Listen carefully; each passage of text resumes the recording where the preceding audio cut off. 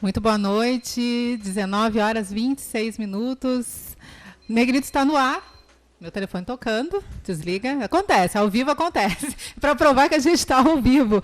E, aliás, eu li a hora certa? Não, 19 e 13 minutos. Eu estava olhando outra coisa. 19 e 13 minutos em Negrito entrando no ar para mais 1h30 de bate-papo sobre a nossa negritude. Meu entrevistado já está aqui com a gente, que é o Horácio de Moraes. Boa noite, Horácio. Bom, quem me acompanha nas redes sociais conhece o Horácio, com certeza. Mas para quem não acompanha, vou explicar então quem é. O Horácio é arquiteto. E há quanto tempo, Horácio, atrás te formou? Esse semestre passado. Foi no semestre passado, a tua formatura foi há um mês, 2 meses? Foi agora em março. Foi alguns dias. Alguns dias atrás.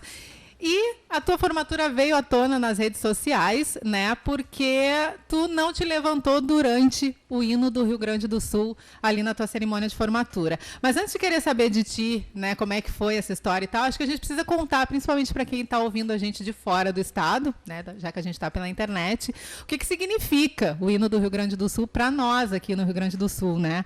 É um hino muito forte, que tem uma dedicação muito forte a esse hino, que toca em estádio de futebol, toca em cerimônias, desde formatura, tudo que a gente faz.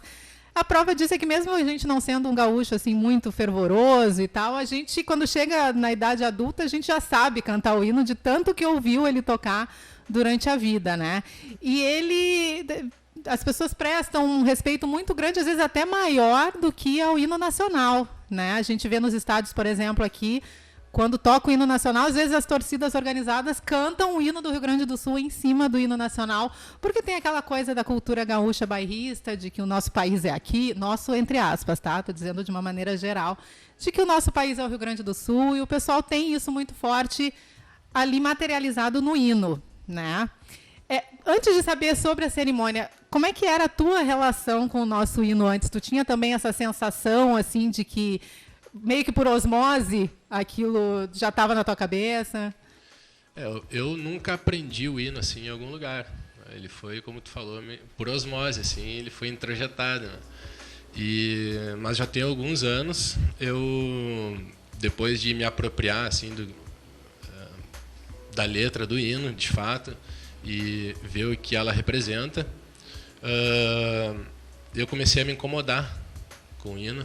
E isso também foi uma coisa tua? Ou alguém, ou lendo em algum lugar? Dentro de casa. Já veio de dentro de casa, assim, né? Minha mãe, em algumas conversas dela com outras pessoas, ou nós mesmos dentro de casa, aquilo ali já foi me chamando a atenção. E eu tive o privilégio, assim, de ter contato com Oliveira Silveira, e ele fez um estudo com respeito ao hino, em que ele sugeria a troca da estrofe que diz que povo que não tem virtude acaba por ser escravo. Então, é uma estrofe muito forte e ela parece que, quando ela é cantada, parece que fica em evidência, né? Parece que as pessoas elas enchem um pulmão para cantar essa estrofe.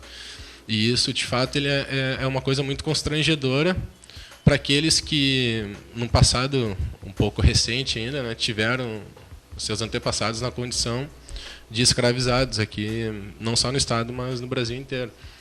Então, talvez para quem cante o hino e não tenha nenhuma relação assim com nós negros que fomos escravizados, talvez para essa pessoa possa parecer alguma coisa que não se relaciona assim com o nosso passado escravocrata.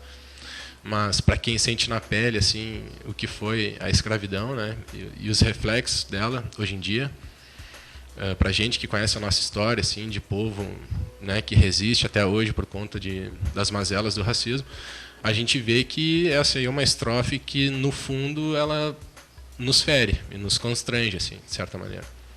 Então, por conta do meio que eu vivia, assim, já há um bom tempo, assim, esse hino era uma coisa que eu já tenho bastante resistência a ele, assim. Então, eu me nego a cantar e me nego a fazer qualquer referência ao hino em qualquer lugar onde eu esteja.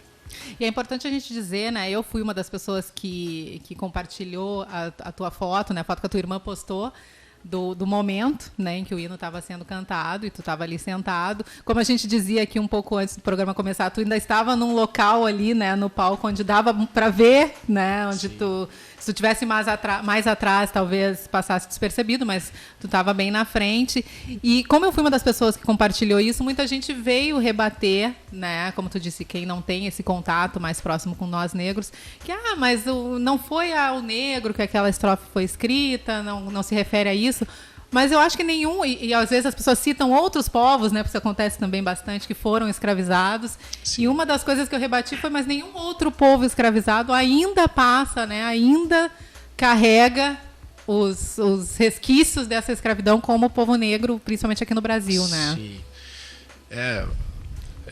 Isso aí é sempre assim. Quando a gente vai reclamar de algo que nos afeta, aí a outra parte sempre fala, não, mas vocês têm que ver que também tem outros povos, tem outras comunidades, existe o povo cigano também que sofreu, o povo judeu, mas sempre num intuito, muitas vezes até inconscientemente, de fugir da questão racial mesmo, né? Porque essa é uma questão que está em aberto na nossa sociedade. A gente vive as feridas do que foi a escravidão.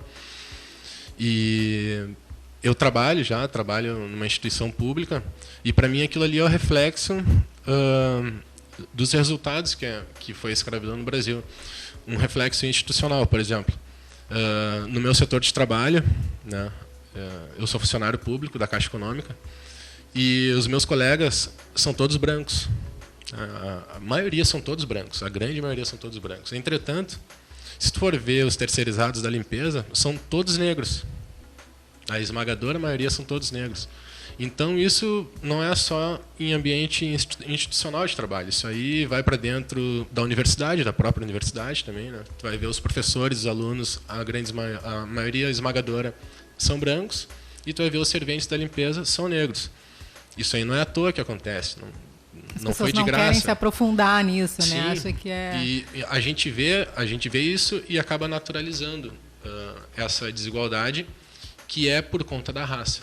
Então, tudo bem, a gente não teve aqui uma base agrária, no meu entender, que fez o nosso...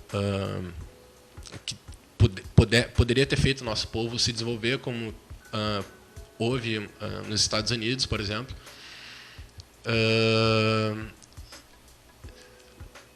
Então eu vejo que são vários aspectos que, se tu for pegar assim ponto por ponto, tu vai ver que a questão racial ela influenciou bastante para essa sociedade desigual que a gente tem hoje, sabe? Não foi só a questão da renda, assim. Porque as pessoas puxam muito para isso, né? Que é um problema social, que nós temos um problema social, mas da esfera mais alta à mais baixa, a gente vê ali a desigualdade racial muito forte, né? Sim, muitas vezes negros que tiveram a oportunidade de ascender socialmente, eles passam por uma pressão psicológica talvez até maior nos seus ambientes do que outros iguais, assim, que, enfim, que não tiveram a mesma sorte.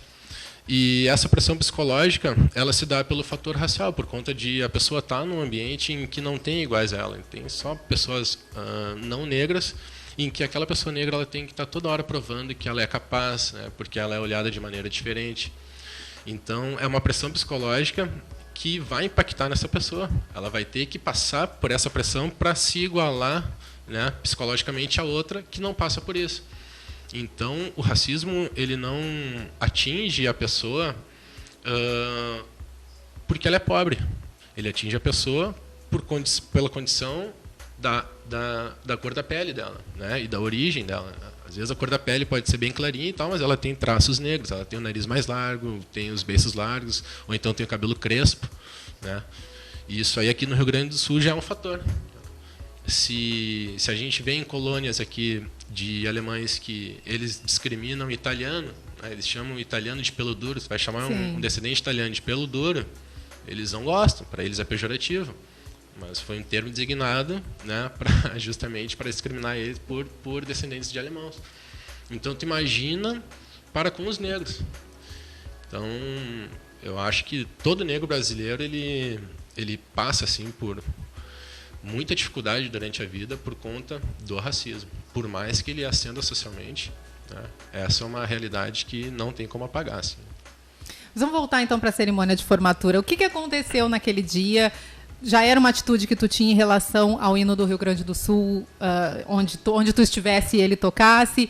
Ou tu conseguiu pensar, né? Não, o hino vai tocar e eu não vou levantar. Como é que aconteceu?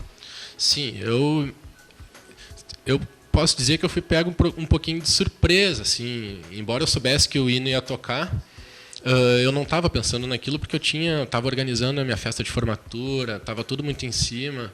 E no dia da cerimônia foi o dia que eu parei assim e comecei a relaxar, assim, digamos assim. E naquele momento, quando eu estava sentado, eu lembrei do hino. E daí eu pensei, poxa, o que eu vou fazer, né? Foi ali, segundos antes do hino começar a tocar. Sim, exatamente. Eu não concordo com o hino. Em outros momentos, em outros lugares, eu já deixei de cantar o hino. Se as pessoas levantaram, eu deixei de levantar. Eu pensei que a mínima coisa que eu poderia fazer era isso. Se todo mundo vai levantar e vai cantar, e vai encher a boca para dizer que povo que não tem virtude acaba por ser escravo, eu não vou cantar e também não vou me levantar.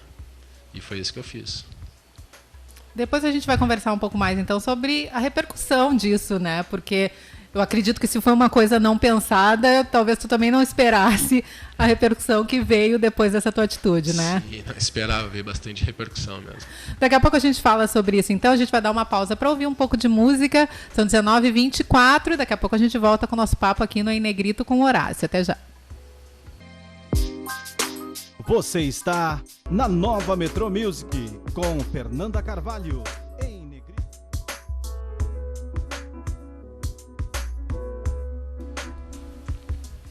Estamos de volta com o Em Negrito aqui na Nova Metrô, 19h33.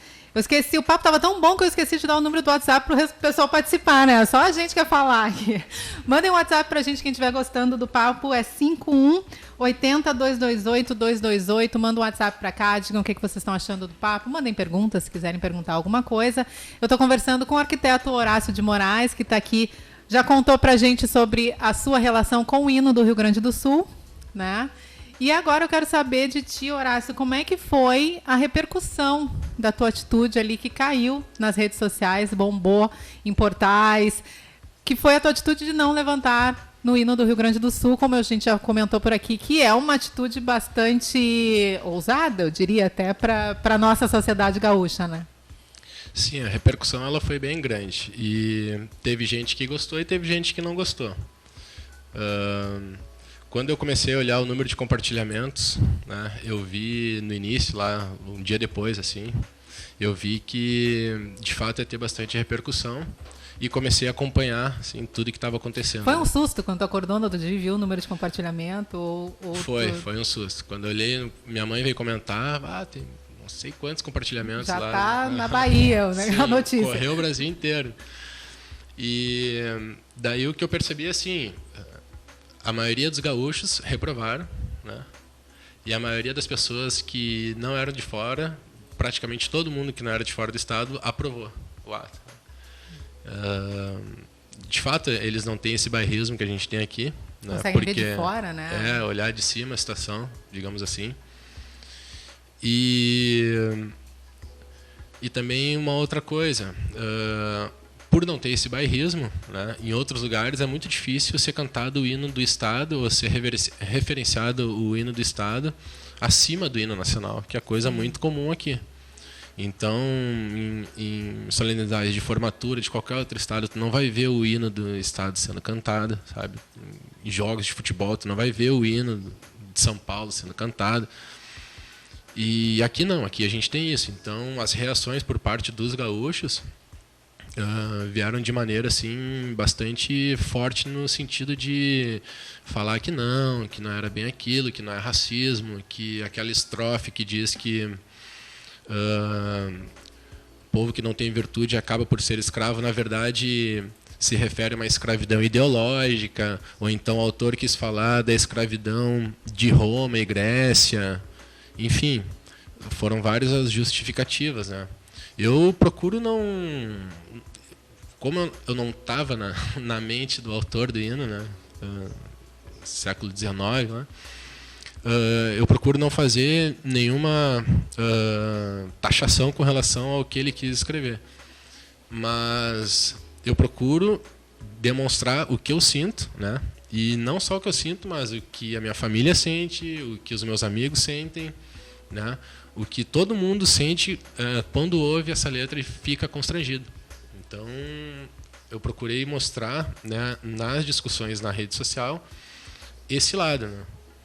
E eu até me surpreendi assim com... Eu achei que ia rolar bastante baixaria, assim, porque volta e meia descamba, né, para baixaria. Sim.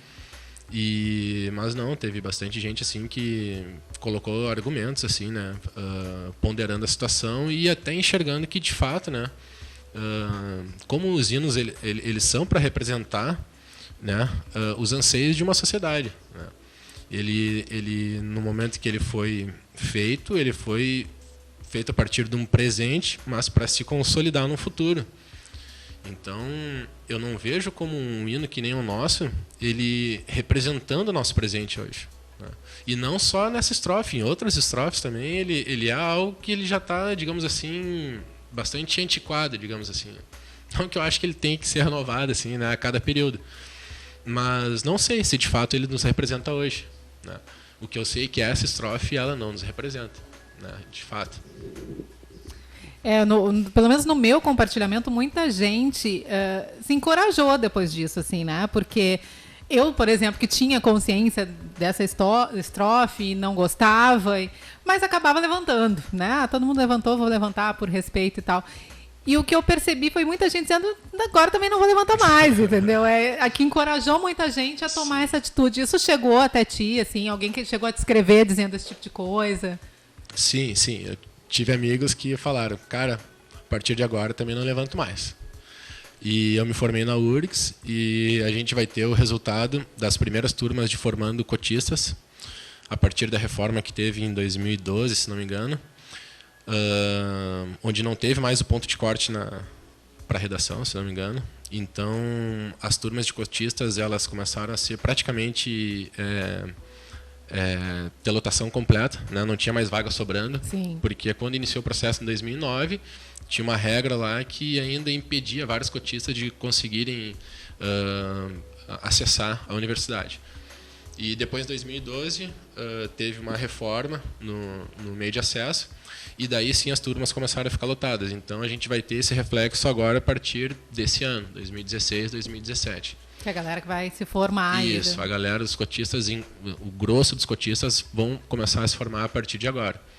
E em mais de um curso vieram falar comigo e dizer que estão dispostos sim a não cantar o hino e também solicitar à universidade que não toque o hino, assim como as outras universidades já fazem, né?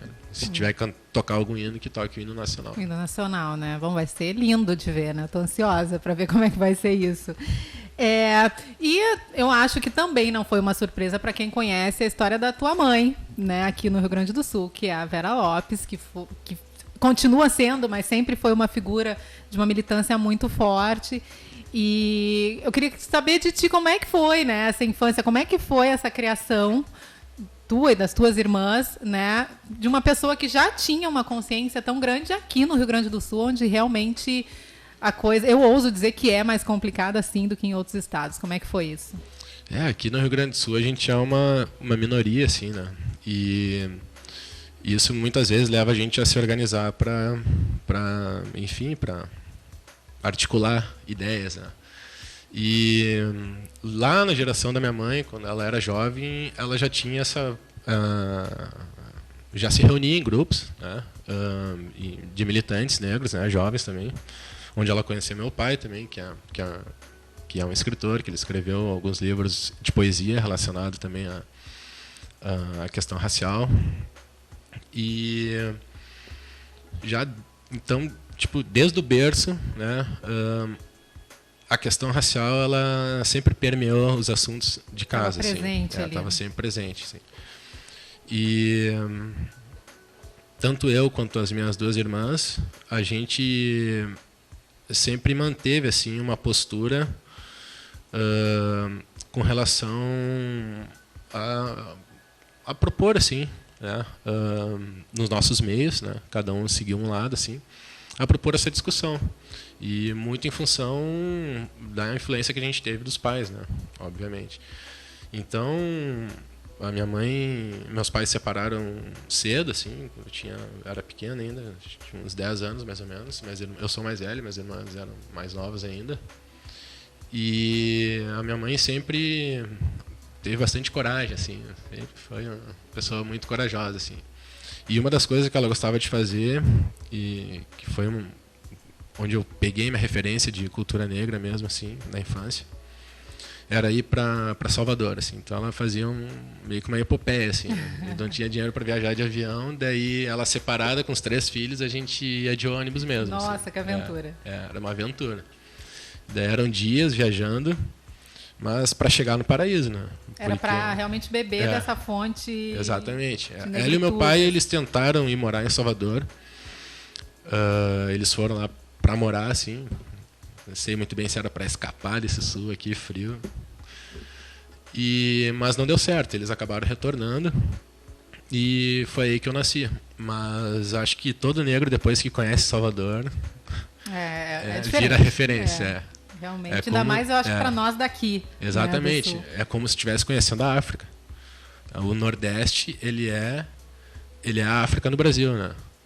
E Salvador é a junção de tudo isso, assim, que a gente tem das referências de vários povos africanos, né, mas principalmente da matriz iorubá, enfim, por causa da religião.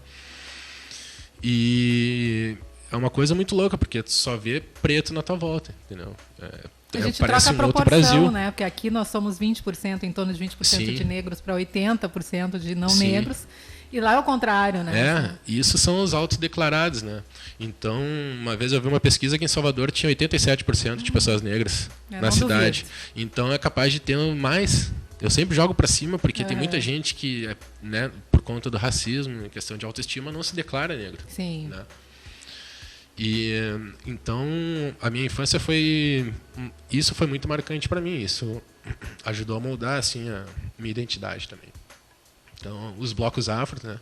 Que eu vi nascer a Timbalada, Sim. peguei lá a década de 80 do Olodum, o Ileaê, e até hoje eu sei cantar as músicas, assim, né? Coisa que introjetou naquela época, enquanto criança, e eram músicas que eram praticamente aulas de história, né? Não eram músicas feitas para se tornarem popular, como o Olodum veio a virar depois, enfim, por questões financeiras e tal. Mas eu tive muito privilégio de ter bastante cultura negra, assim, dentro de casa, assim. Bom, e falando em família, a gente tem um recado aqui de Luanda, em Angola. Tu tem noção de quem seja?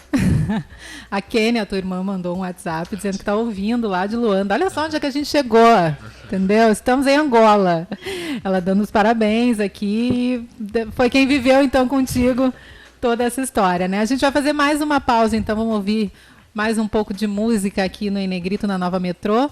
São 19h44 e daqui a pouco a gente volta para mais papo aqui com o Horácio, então, no Em Negrito. Até já. Estamos voltando aqui com o nosso papo no Em Negrito de hoje com o arquiteto Horácio de Moraes. E agora eu queria saber de ti, Horácio, como é que foi a tua vida ali na universidade, né? Porque tu te formou em arquitetura, que é um curso onde não tem tantos negros assim, mesmo depois das cotas, né? Sim. E como é que foi a tua vida acadêmica? Se isso influenciou de alguma maneira também na tua militância? Sim.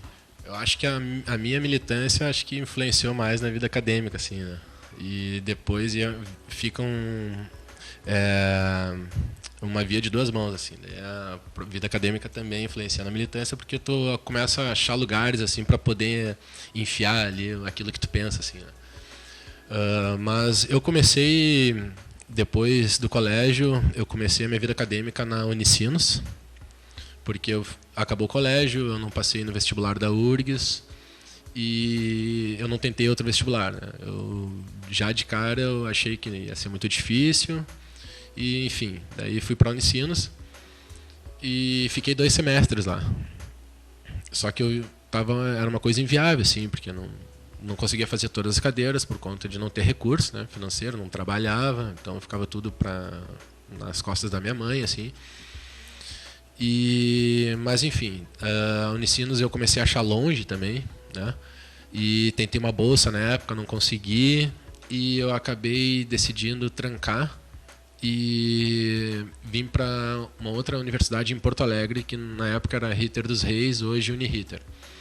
Também ia tentar bolsa lá, mas ainda não tinha decidido fazer outro vestibular da URGS. E quando eu fui para a Uniriter, aconteceram alguns episódios lá que me marcaram e me fizeram sair daquela universidade antes mesmo de eu concluir o semestre. Episódios, evidentemente, de racismo. Contigo pessoalmente? Sim, comigo pessoalmente. Eu chegava de manhã cedo, muitas vezes antes do início das disciplinas, e ia ler jornal, no espaço que a universidade fornecia lá para os estudantes, né? Como não era horário de intervalo, não era horário de saída de aula, sempre eu chegava antes de iniciar alguma disciplina e ia para aquele espaço que estava geralmente vazio. E eu percebia que ao ingressar na universidade, um segurança, né, fazia questão de dar sinal de que estava me cuidando, assim, digamos assim, né? Porque eles tinham uma questão com segurança ali, porque a Universidade Uniriter ela fica praticamente no meio da Vila Cruzeiro ali. Então eles tinham, entre aspas, assim, uma questão de segurança bastante séria a ser tratada ali dentro, né? E aquilo ali aconteceu uma vez, aconteceram 2 vezes, e depois a presença daquele segurança, assim, onde eu andava lá dentro, ela foi se tornando cada vez mais assim ostensiva, assim, digamos, até um momento que chegar dele ficar parado assim próximo de mim, me olhando e eu lendo jornal, né? Isso que ele era para fazer ronda nos corredores. Aquilo ali eu achei um absurdo, Sim. Né? E levei aquilo ali para a coordenação da universidade, e daí alguns colegas meus até propuseram de repente a gente filmar alguma coisa, fazer tipo uma tocaia, sabe, para tentar pegar ele e tal. Coisa que eu, completamente desestabilizado psicologicamente, eu não tinha a mínima vontade de fazer. O que eu queria, na verdade, era esquecer aqueles momentos, né? E, enfim, acabei tendo um trauma bastante grande, assim, porque, afinal de contas, a gente está pagando. Tá pagando e não está pagando barato para chegar no final das contas e ter aquele tipo de tratamento. E mostra que mesmo quando a gente tem uma militância, né, e tem uma consciência, quando isso acontece, a gente cai, né? Sim. A gente tá... por mais que tu tenha um preparo, em algum momento pode te pegar de surpresa e aquilo ali te arrebenta. Dói de verdade. Dói de verdade. E ali eu decidi que eu não ia mais pagar a universidade privada e que eu ia entrar na URGS, fosse o jeito que fosse. Aí eu resolvi sentar a bunda e estudar. E na época ainda não tinha cotas. Eu acho que se tivesse as cotas eu não teria passado por tudo isso, né? Teria sido um pouquinho mais fácil, assim, né? Mas igual eu sentei a bunda e estudei. E de fato entrei na universidade já com algum acúmulo, assim, né, de conhecimento dessas outras 2, mas para mim era tudo novo. A Universidade Federal ela exige bastante, e entretanto o que não mudou era a questão de eu ser um dos únicos negros, né, permanecer um dos únicos negros na sala de aula e no ambiente do curso de arquitetura. Então ali no universo de 500 alunos, uma vez eu fiz mais ou menos essa contagem, eu era o único negro brasileiro, né? Tinham outros negros que eles vinham estudar por convênio, né? Que a universidade estabelece com outros países, convênio de cooperação, em que vêm alunos africanos, da América Latina também, né? Mas os negros aí são africanos. E eles eram os únicos meus colegas, assim, né, negros dentro do curso de arquitetura. E a surpresa que eu tinha, assim, a surpresa negativa que eu tive, né, acompanhando a história acadêmica deles é que a maioria deles não conseguia se formar.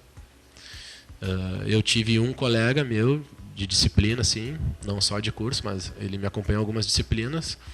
Ele era moçambicano e simplesmente ele ficou muito mal com a situação aqui no Rio Grande do Sul, a maneira como ele era tratado. As pessoas não sentavam no ônibus no lado dele. Ele tinha dificuldade para arranjar grupo para fazer trabalho na universidade. Ele era perseguido quando ele entrava no supermercado. Isso é uma coisa que não existia na terra dele. Sim, é um choque, né? É um choque. Ainda mais que muita gente tem a ideia de que aqui é uma democracia racial maravilhosa. Sim, exatamente. É isso que se vende, né? Então, eu já estava um pouco acostumado, né, com isso, mas passei a ver esses estudantes, assim, de certa maneira, alarmados, assim. Porque alguns deles, inclusive, eles se reconheceram negros no Brasil. Então, não tem, em alguns países, não tem essa tensão racial que tem aqui, e por conta disso não tem essa discussão que acontece diariamente em torno dessas questões. Então, daí tu chega aqui no Brasil, tu passa por uma série de discriminação que te faz começar a pensar sobre isso, né? E meu ambiente acadêmico, assim, ele foi marcado muito por isso, assim, ele foi marcado muito pela questão de eu viver sozinho, né? E, enfim, procurar me virar ali para vencer minhas tarefas, assim, né? É um curso bastante trabalhoso, assim, né? Ele demanda muito trabalho fora da universidade, então eu que sempre trabalhei também, enfim, sempre já no início do curso eu já entrei na URGS já trabalhando, eu não fiz estágio, né? E para mim era mais difícil, assim, mas enfim, ainda bem que deu tudo certo. Eu não fui mais um desistente, assim, consegui vencer. Ela se formou e arrasou ainda na cerimônia de formatura, né?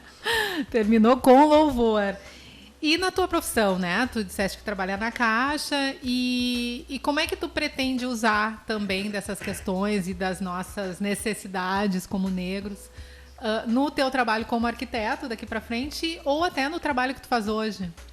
Pois é, na Caixa eu trabalho com habitação e eu vejo que muito do que se trata em torno das políticas habitacionais, com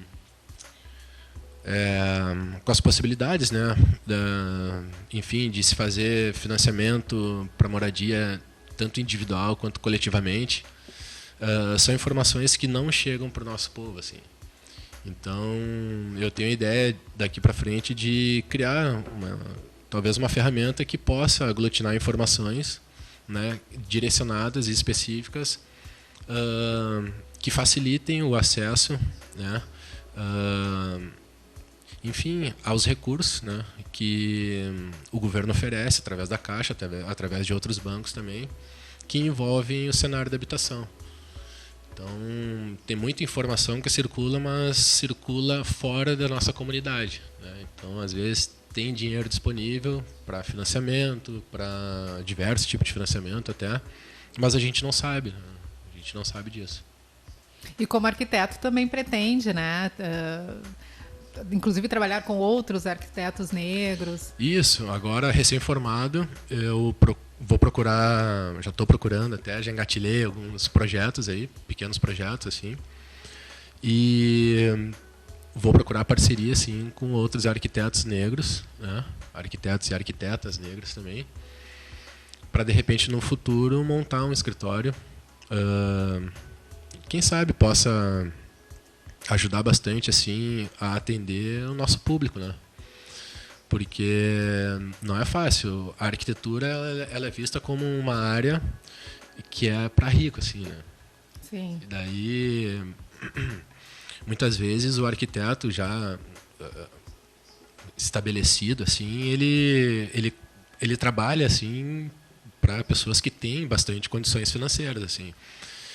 E eu não pretendo nortear o meu trabalho por conta disso, né? Eu pretendo, sim, de fato, procurar atender quem de fato necessita, assim, né? seria, vou procurar um caminho nesse sentido. Não tenho ainda a fórmula do bolo ainda, mas vou procurar. O caminho vai surgindo, né? E como militante, a gente estava comentando a força da mulher negra, né, dentro da militância. Isso é uma coisa que vem sendo conversada há um tempo já, que a mulher está despontando e, de repente, está criando aí uma distância dentro da militância, isso, ou até dentro da academia mesmo, né, dos homens negros. Tu, como homem negro e militante, como é que tu vê essa questão? Eu concordo contigo. E eu já tenho visto isso assim já há um bom tempo. Quando eu iniciei a militar, iniciei a minha militância assim política assim no movimento estudantil negro, foi no Fórum Social Mundial em 2005, na primeira edição do fórum. E foi onde nós, alguns estudantes aqui do Rio Grande do Sul, a gente ficou maravilhado assim quando a gente vê os coletivos de fora, já organizados, principalmente da Bahia, de São Paulo, de Brasília, do Rio de Janeiro também, muito bem articulados, né? Em torno de defender vários aspectos relacionados ao campo do trabalho e da educação que atingem os jovens negros, né? Então aqui a gente decidiu também criar uma associação de estudantes negros, né? E já naquela época as mulheres já eram a maioria. Então, essa associação, ela também vinha a se juntar com outras associações também de estudantes de outros estados. E um dos princípios era a gente não ter esses vícios de política partidária que acabam rachando o movimento, assim, né? O movimento negro era uma coisa que a gente via bastante nítida, assim. Então, já na década de 90, se percebe muito que o movimento negro político, aquele que vinha já desde o MNU, da década de 70, ele já não era mais puxado por homens, assim, né? O movimento negro, ele se reforma e se renova na figura do movimento de mulheres negras. Então, isso aí já é uma, digamos assim, um quadro, né, que se tornou cada vez mais consolidado. As mulheres, elas puxaram e estão puxando a luta política do movimento negro no Brasil. E acho que do outro lado da moeda, né, a gente vê cada vez mais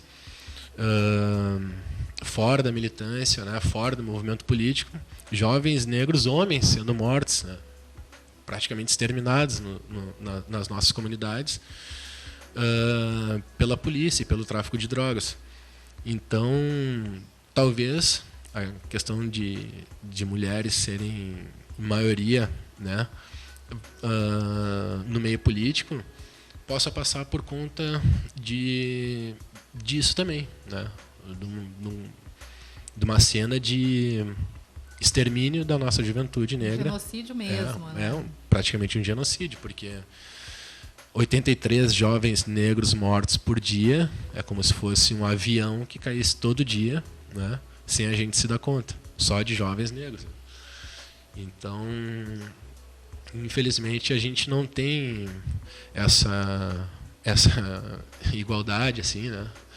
Mas também a gente vem de acho que são vários os reflexos que chegam, que dão esse resultado.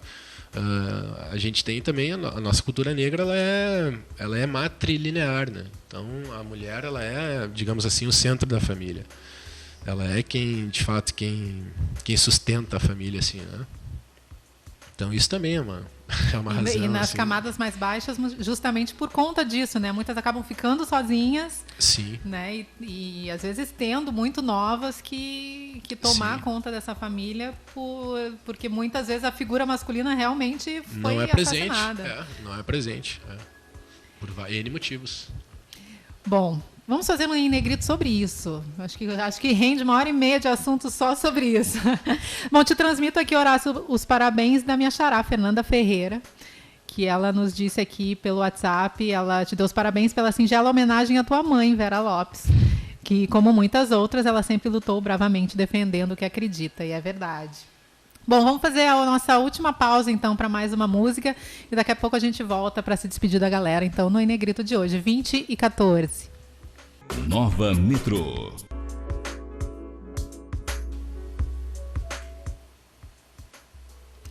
20h22, estamos chegando ao final do Em Negrito de hoje. O papo foi muito bom. Bom, tinha que gravar os intervalos aqui também, né? Porque a gente não parou de falar nem quando estava tocando música. Bom, hoje recebi aqui o arquiteto Horácio de Moraes, que, entre muitas outras histórias de militância, teve essa atitude aí que eu aplaudi de pé. Tu não levantou, mas eu levantei. Que não se levantou durante o hino do Rio Grande do Sul na cerimônia de formatura na URGS, né? A gente começou dizendo o quanto isso é forte aqui no Rio Grande do Sul. Então, eu quero muito te agradecer, Horácio, por ter vindo aqui hoje conversar com a gente. Desde esse episódio, eu queria muito, assim, em algum momento, poder trocar esse papo contigo e mostrar para as pessoas, né, que aquilo ali foi uma atitude dentro de uma vida de histórias que te levaram a tomar aquela atitude ali naquele momento. Te agradeço, então, ter vindo aqui no Em Negrito de hoje para o nosso papo e deixar tuas considerações finais para a gente. A satisfação foi toda minha, imagina. Eu acho que estar num espaço que amplia as nossas vozes é fundamental. Tanto eu estar aqui falando, como eu estar ouvindo também. Não sei o que é melhor, porque convida, tem cada convidado excelente aqui também. Obrigada. E eu acho que o teu trabalho também reflete o nosso esforço, assim, né, coletivo de estar se apropriando de espaço para colocar a nossa causa e buscar a justiça social, porque no fundo é isso que a gente busca, né? A gente não quer ser mais que ninguém, ter mais que ninguém, o que a gente quer é só a justiça